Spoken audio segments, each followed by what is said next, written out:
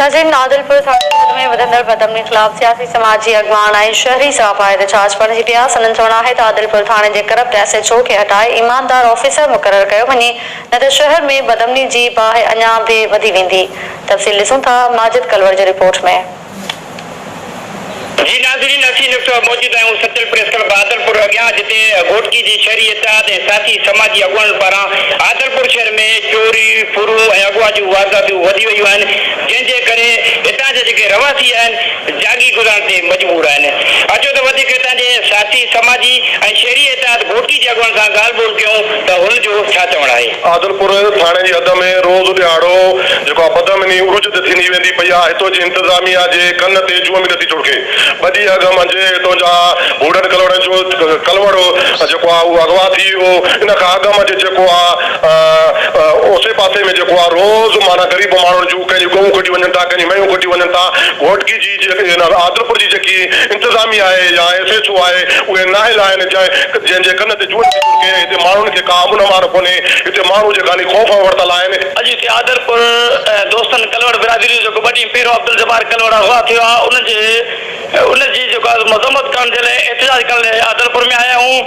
असीं घोटकी जे SSP खां पुरज़ोर मुतालबो करियूं था कि आदिलपुर जे इर्द गिर्द पसगिरदाई में रोज़ चोरी थियण रोज़ मामूल जो बणिजी चुको आहे। उहो इन खां अलावा हाणे चोरी खां हटी करे अगवा ताईं मरल वञी करे पुॻो आहे। त असीं SSP खां पुरज़ोर मुतालबो कयूं था त आदिलपुर इंतज़ामिया खे फौरी तौर ते हटाए। हितां ॿाहिरां जा पुलिस वारा, हिते लोकल जेके पुलिस वारा आहिनि उहे को कोऑपरेट कोन था कनि, कंहिं बि पब्लिक खे कंहिं क़िस्म में सहूलियत कोन्हे। इन करे असीं चाहियूं था त हितां जा जेके इहे लोकल पुलिस वारा आहिनि इन्हनि खे भले SP साहिब व्यवहार करे ॿाहिरां अचनि, के रोज़ जेके शहर में लुंडा लोफर ॾुआरी घुमनि था उन्हनि ते उन्हनि जी नज़र बि हूंदी। ऐं हितां जे माण्हुनि खे ॿियो छा खपे, इंसाफ़ ई खपे। इन सां गॾोगॾु असां हितां जे चूंडियल नुमाइंदनि खे, ऐं हीअ धारे जा बिरादरी जो शहर आहे, असां जाम इकराम साहिब खां जाम सैफुल्ला साहिब खां बि मुतालबो कंदा ख़ुदा पंहिंजे शहर जी पाण मालिकी कयो, ताकि हीअ वोटर ही अवाम ही शहरी अवां जा आहिनि। तक़रीबन महीने में हिते त मां चवंदो 8-10 SHO तब्दील थी चुका आहिनि, पर राति खाली न आहे जो आदिलपुर जे आस पास का रिढ बकरी गऊ में जी चोरी न थी हुजे।